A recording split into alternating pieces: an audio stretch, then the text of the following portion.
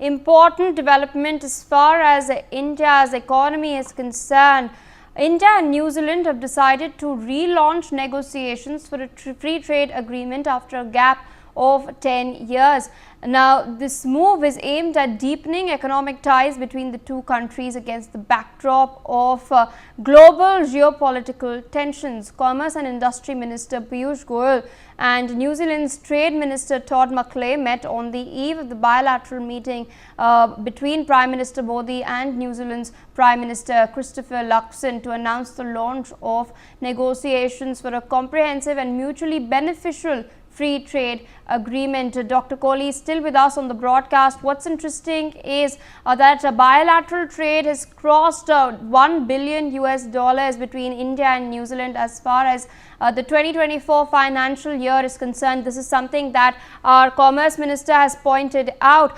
So where do you see the negotiations headed? Of course, we're seeing a very volatile global order, but now New Zealand, after 10 years, they finally relaunched these negotiations.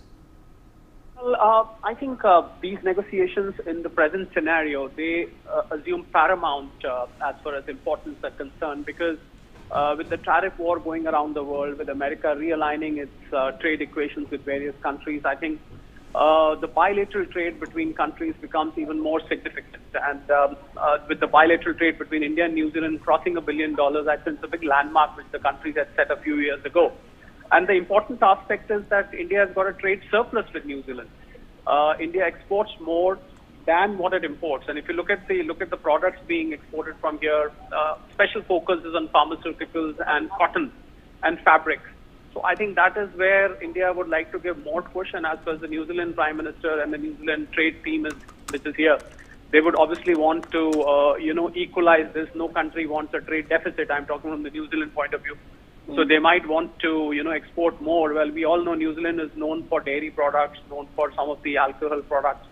And there are tariffs in India. Thankfully, New Zealand doesn't follow the American tariff policy. So we have a trade surplus, and I'm sure this particular FTA, once it is signed, it will help in boosting the trade to the next level. I'm seeing the target in the next 5 years to be crossing $2 billion as far as New Zealand is concerned. And I think New Zealand has a lot to take from India, not just cotton, pharmaceuticals. India's food products, India's agri products, they also have a big market in New Zealand, although it's a very tiny country. But considering that New Zealand also has some Indian population there, I think there is a tremendous scope for India boosting its exports. Yeah. All right, so I'd like to thank you for joining us on the broadcast. Also with me is my colleague Aditya Vadwan to share more details. Aditya, a highly anticipated bilateral is going to be taking place today between Prime Minister Modi and New Zealand's Prime Minister Christopher Luxon.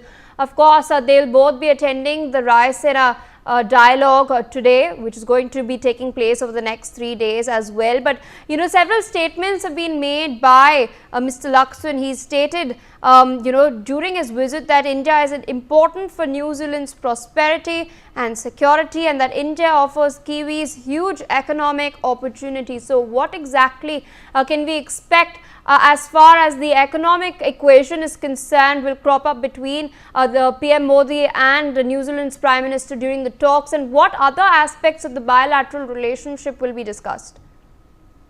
Well, PI history, as far as economic relations are concerned, it is a very crucial development that will take place between both the sides, because recently what we saw that even the European Union President Ursula von der Leyen had visited India for a possible revival of the free trade agreement talks, and initiating more close trade ties with India. And now the similar thing is happening with the New Zealand.